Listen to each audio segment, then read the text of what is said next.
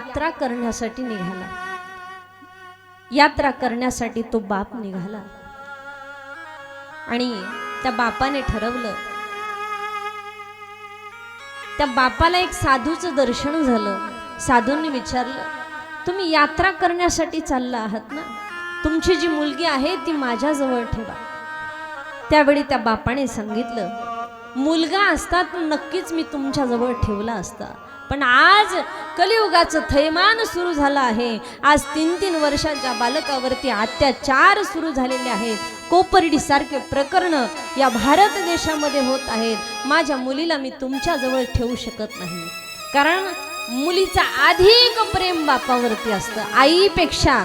अजूनही लक्षात घ्या, आईपेक्षा मुलीचं प्रेम बापावरती जास्त असतं।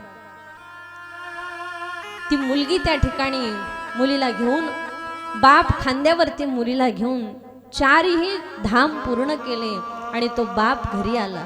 मुलीला शाळेमध्ये घातलं। मुलगी हळूहळू मोठी झाली। गरीब असणारा तो बाप आहे, मुलगी मोठी झाली। मुलगी कलेक्टर या पदापर्यंत त्याने शिकवलं आणि आज बापाने सांगितलं, ताई तुला पाहण्यासाठी पाहुणे येणार आहे।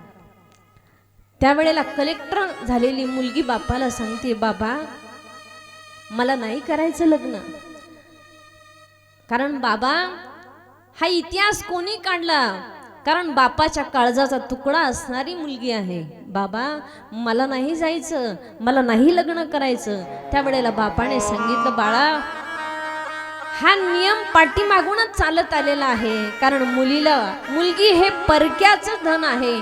तिला तळ हाताच्या फोडाप्रमाणे जरी सांभाळलं तरी तिला लोकाच्या घरी जावंच लागतं। कलेक्टर मुलगी झाली।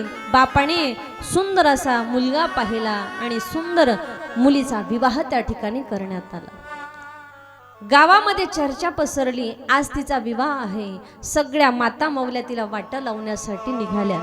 बिदाईचा प्रसंग आहे, वाटा लावण्यासाठी निघाल्या आणि प्रत्येक जण म्हणत होती, अगं तिला आई नाहीये, आईचा आधार त्या ठिकाणी आपणच व्हायचा आहे।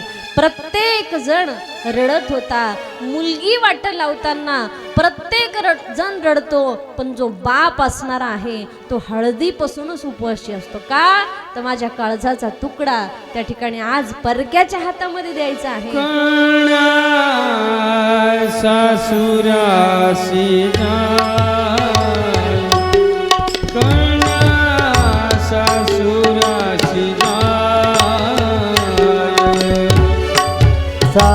सासुरासी जाय कन्या सासुरासी जाय मागे पर तुम्ही पाहे कन्या सासुरासी जाय कन्या सासुरासी जाय कन्या सासुरासी जाय कन्या सासुरासी जाय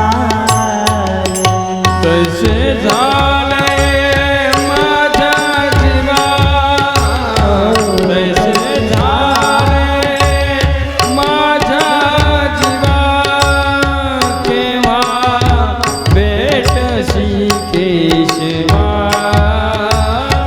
कन्या सासुरासी जाय कन्या सासुरासी जाय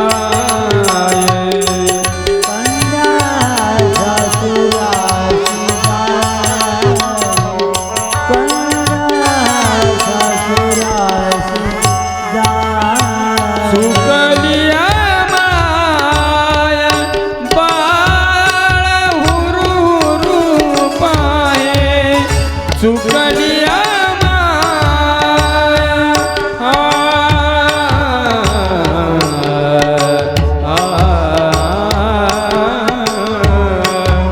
सुकलिया माया बाळ हुरू पाहे जीवना वेगळी मासोळी तैसा हातमळी कळणा सासुरासी जाय कळणा सासुरासी जाय कन्या सासुरासी जाय कन्या सासुरासी जाय त्या बापाने मुलीचं लग्न लावून दिलं आणि मुलगी तो बाप मंडपाच्या खांबाला धरून रडत होता. का रडतो बाप? जो बाप जीवनामध्ये कधीही रडत नाही, कठोर असणाऱ्या काळजाचा बाप मुलगी वाट लावताना का बरं रडतो? कारण त्याच्या काळजाचा तुकडा परक्याच्या हातामध्ये द्यायचा असतो, म्हणून तो बाप त्या ठिकाणी रडतो. गरीबाच्या घरच्या मुलीचं लग्न त्या ठिकाणी पार पडलं आणि त्यावेळेला त्या बापाला ती मुलगी म्हणते, बाबा, मुलीच्या लग्नासाठी बापाने स्वतःचं घर विकलं. मुलीच्या लग्नासाठी त्या बापाने स्वतःचं घर विकलं, स्वतःची जमीन विकली आणि पाठीराखा जो भाऊ होता त्या भावाच्या गळ्यात पडून ती रडत होती. हे दादा, आता बापाचा सांभाळ त्या ठिकाणी तूच करायचा आहे. मी तर चालले सासरी निघून. बाबा, बीपीच्या गोळ्या वेळेवरती घ्या, दवाखाना वेळेवरती करा, कारण मुलगी पत्नी गेल्याच्या नंतर पत्नीसारखा जीव लावण्याचं काम 2 मुली असू द्या, नाहीतर 4 असू द्या, नाहीतर 5 असू द्या, कारण मुलीसारखं प्रेम मुलगा करत नाही. डोक्यातलं काढून टाका. मुलीसारखं प्रेम मुलगा कितीही जीवापाड असणारा मुलगा असला तरी मुलगा तेवढं प्रेम करत नाही. मुलीचं फार प्रेम असतं महाराज, बापावरती फार प्रेम असतं. मलाही 5 वर्षाची मुलगी आहे. ज्या ज्या वेळेला मी कार्यक्रमाला जाते, घरी आल्याच्या नंतर ती माझ्याजवळ पटकन येत नाही. बाबा, तुम्ही आलात? 8-8 दिवस भेट होत नाही, कारण मुलीचं फार प्रेम असतं. बरं, ती बापाला सांगत असते, बाबा, छोट्याशा हाताने तुम्ही जेवण कर, जेवू घालते बापाला. किती प्रेम असतं तिचं. जेव्हापासून ती होते किंवा जन्माला येते, मुलगी झाल्याच्या नंतर लोक म्हणतात, नाक डोळे वाकडे करतात. का? घरामध्ये मुलगी झाली. पण घरामध्ये मुलगी झाल्याच्या नंतर लक्ष्मी येत असते. मुलगी हे आनंदाचं प्रतीक आहे. जिस घर में जन्म लेती है बेटी, उस घर में खुशियां साथ लाती है बेटी. म्हणून मुलगी काय असते? दोन्ही घराला जोडण्याचं काम ही मुलगी करत असते. म्हणून मुलीला कधीच गर्भामध्ये मारू नका, कारण मुलीसारखं श्रेष्ठ दान आपल्या हातून कन्यादानासारखं पुण्य त्या ठिकाणी होत असतं. म्हणून 4 मुली होऊ द्या किंवा 5 होऊ द्या किंवा 7 होऊ द्या, मुलगी कधीच जड नसते मायबापासाठी.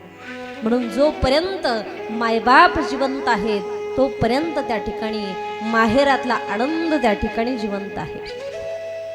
म्हणून प्रत्येक सणाला, भाऊबीजीचा सण असो किंवा रक्षाबंधनाचा सण असो, भावाने किती जरी वय झालं तरी बहिणीला अपेक्षा असते की माझ्या भावाने मला एक तरी फोन केला पाहिजे. म्हणून माहेरातला आनंद तोपर्यंतच आहे जोपर्यंत माहेरामधले मायबाप जिवंत आहेत. म्हणून कळकळीची विनंती आहे, जोपर्यंत आपले मायबाप जिवंत आहेत, तुम्ही नका कथा कीर्तनाला जाऊ, नका प्रभूचं ध्यान करू, पण जोपर्यंत मायबाप जिवंत आहेत त्याची सेवा तुमच्या हातून जेवढी होईल तेवढं करण्याचं काम आपण त्या ठिकाणी केलं पाहिजे. तर त्यांना शब्दाने त्या ठिकाणी दुखवलं नाही पाहिजे. शब्दाला धार असावी पण शब्द धारदार नसावा.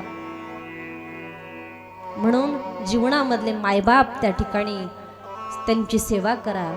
सेवा करण्याचं काम त्या ठिकाणी. तसं पाडसाचं पिल्लू म्हणायला लागलं.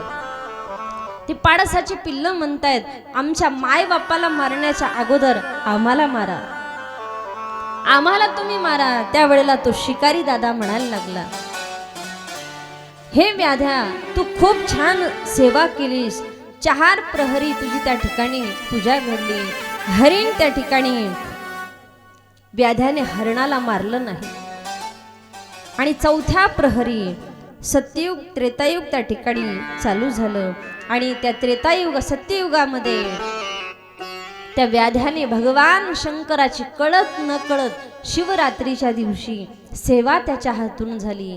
शिळ अन्नही भगवंताने ग्रहण केलं, कारण प्रसाद त्या ठिकाणी झाला होता. म्हणून हरणाचाही त्या ठिकाणी भगवंताने उद्धार केला, आणि जो व्याधी होता, जो शिकारी होता,